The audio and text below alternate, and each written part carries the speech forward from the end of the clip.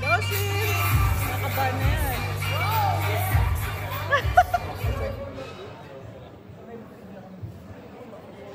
Hi guys, good evening. So, ako si Darren and ako yung napiling best ni Jake, no? Kasi konti lang kaibigan niya, so baka wala nang choice. Actually kasi mapili yan si Jake sa kaibigan. Pag nag-i-English ka, may accent, may gusto mo. So yung speech ko, Tagalog lang tayo. Yun, kami ni Jake, we go way back then. Parang kala Marcy. So, elementary, high school, yan. Tapos college, magkasama din kami. Mga projects at tanungan, gano'n. Tapos, until nag-lumipit na siya ng US. So, yun, binisita ko rin siya sa US, ganyan. And marami na kaming experiences together, no? Marami na kaming kalokohan nagawa. Marami na rin, sad to say, no? Marami na rin kaming nabuling mga kaklase naman. And marami na rin kaming napaiyak na kaklase din. Pero, I mean, people change. Ngayon siguro, mas mature na kami ng konti. Pati lang. And mas mabait na rin siguro kami. So, ayun, huwag yung kagayan yun, guys. And actually, ako rin pala, so best man ako ngayon, pero mas madalas akong official courier na Jake. Pagka may papadala siyang regalo kay Marcy, yan. Pumunta kanya ako, pre, may papadala pala ako sa'yo. Pabigay na lang kay Marcy ko. Valentine's, Christmas, birthday, yan, ganyan.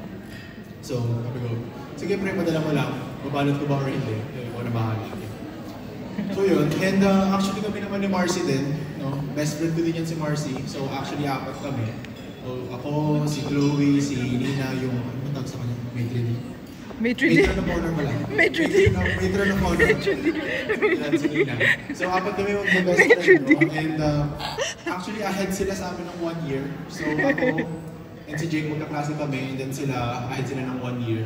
So kung grade 2 kami, grade 3 sila, kung grade 3 kami, grade 4 sila, 1 year. In-explain ko na.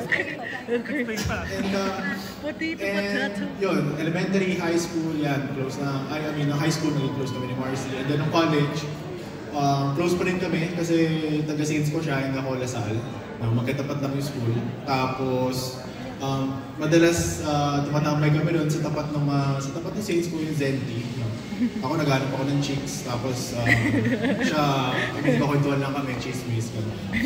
So, all in all, no, parang almost more or less 20 years of shared experiences. No? Kaming tatlo yan, kaming lahat.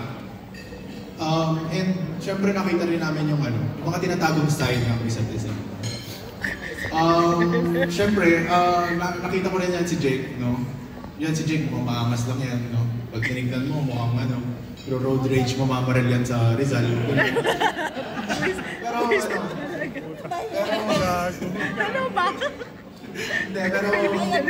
actually yan si Jake. Sorry, friend. Pero mahilig kasi mag-baby talk yan si Jake. True, amen. So kunwari, lalabas kami, no? Lalabas kami, punta kami Alabang, dito. Si Marcy yung nag-drive, si Jake nasa passenger side. Tapos ako nasa backseat, si Chloe nasa backseat. Then minsan nag-drive lang si Marcy, no? Tapos out of nowhere, wala nagsasalita, sabi, alam mo, Wabi. Ganyan yan si Jake. And then, syempre si Marcy sasagot din ng baby talk. Tapos baby talk na sila. So gano'n, parang natatawa na lang kami. Tapos naumuha na rin namin yung parang paano niya sabihin, ano ba? LSS. So, alam mo, Wabi. Gano'n.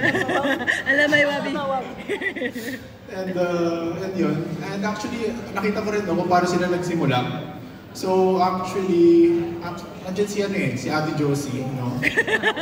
Andyan si Ate Josie. So actually, shout out! Actually, first time ko na siya nakita na nakaibang damit. Pero usually kasi naka-white t-shirt si Ate Josie, blue corn, tapos naka-jeans, no?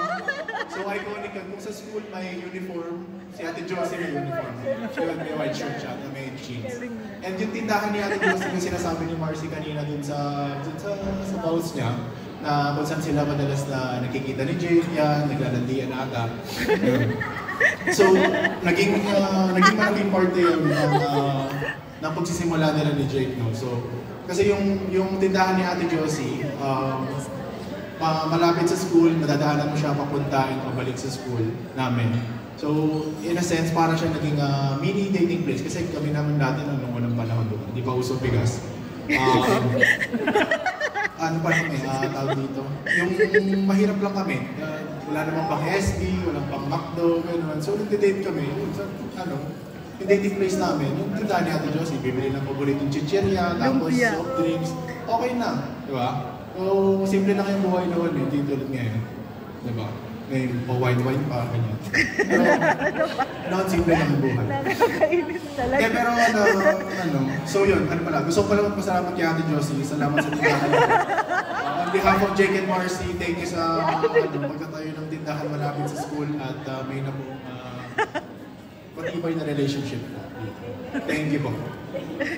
And, pero on a serious note, actually, si Jake and Marcy, naging inspiration ko sila sa pag-ibig. Kasi bakit? Wow! Kasi bakit? Kasi long term sila eh. I mean, diba? 10, 11, 12, 13. Favorite niya. Forever. Pero, I mean, long term sila which is sobrang rare na nowadays. No? And parang stages ng growth na pagdaanan nila together, diba? Kasi madalas parang sinasabi nila, ay, pag graduate ng college, ay, na-grow ko na yan. So parang hahanap na ng iba, diba? Na sabi nila mas better. Pero sila, stick together lang sila. I mean, high school, college, sa working, yun. So stick together lang sila. So which is nakaka-inspire for me. And lahat ng, marami silang obstacles, hurdles na tinahak together, na dinaanan together. And yun, they stayed strong. And I think one of the most difficult hurdles na tinahak din nila is yung pagiging long-distance relationship. Long-distance relationship is mahirap, diba? Konti lang yung nag-work na long-distance relationship, diba? Yung ibang hindi na sila naniniwala sa nag-work yung long-distance relationship. Pero sila, na napag-work nila, nag-workout nila. Kasi kung si Father kanina, sabi niya, sabi niya? 4 fours. Pero ako, nakita ko na Marcy, may 4C sila. Ano ba yung 4C? Commitment, communication, compromise, tsaka kantahan. So yung kantahan, actually, bakit kantahan? Kasi kantahan is, yan po, sila Marcy at si Jake. Yan si Marcy, syempre, alam natin, magaling sumayaw yan. Tapos si Jake, actually rapper po yan. Jake DKE. Search nyo sa Spotify. Jake DKE, hindi rapper po yan si Jake talaga. So yun, ang bonding po nila, madalas, tanghaling tapat, ganyan. Punta si Jake at Marcy. Imbis na manonood sila ng Showtime, yan, nagmo-movie marathon po sila ng High School Musical. Tapos nagkakantahan po sila, ganun. So, actually yung kantahan naging malaking part siguro ng pagiging strong ng relationship nila. Kaya force. Pero kung ako personally, titignan ko sila, para silang perfect match din talaga. Perfect match in a sense na, kasi wala namang perfect na tao, diba? Sabi nila, love is not about finding the perfect person, but seeing an imperfect person perfectly. Yun yung sabi nila.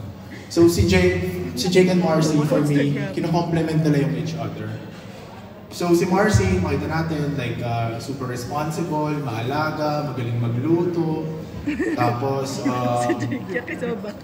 magaling magluto, yeah. Tapos ang sinasabi nga namin ni Nina tsaka ni Chloe, diba, palagi, parang si Marcy pag nakita mo, motherhood na talaga yun. Parang pwede na siya maging nanay.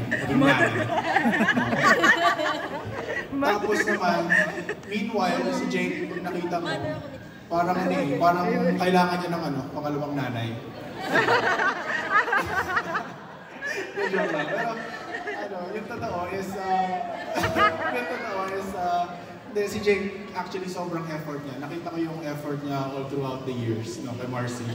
Especially nung, syempre, nung distance na sila. And si Jake, yun, on a lot of occasions, nakita ko si Jake na parang pagkagising, tatawag agad kay Marcy yan. Syempre, magbaliktad yung oras, diba? Tatawag agad kay Marcy. Then, they spend their mornings together, kahit gabi, umaga doon, tapos gabi dito. So, gano'n yan. Tapos si Jake, nag-e-effort yan, mag-surprise kay Marcy pa din, like every time. Tapos, syempre yung struggle, alam naman natin si Tito Mario medyo strict. So palagi yan na parang syempre dapat mahabang pasensya, na mahabang paalaman, yung paalam, parang siguro isang taon magpapaalam, mga ganyan, di ba? And minsan, hindi pa rin pinapayagan. So, saludo talaga ako sa iyo, Jake, sa patience na pinakita mo, sa effort, lahat ng pinakita mo. Tapos ang sabi pa nga ni Marcy kanina din sa vows niya, di ba? Kung nakikinig kayo, sabi ni Marcy. Sabi niya, love is complicated. Pero si Jake, with Jake, nagawa niyang simple yung love. Di ba? Yun yung sabi ni Marcy. So, na-inspired din talaga ako sa kanila. No? Having said all of that, no?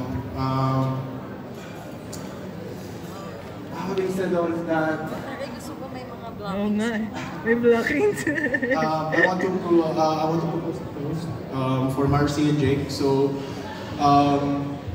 please raise your glasses. So,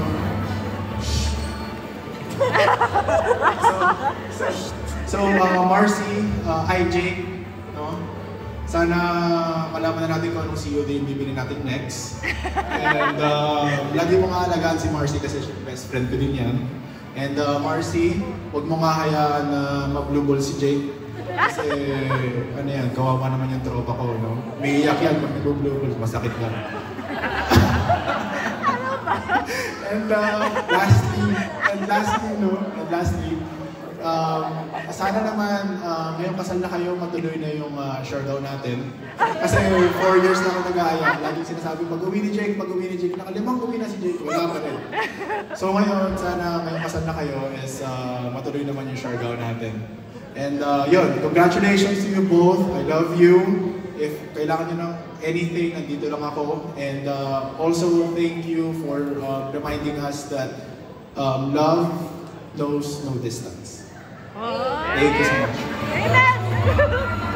Cheers, everybody.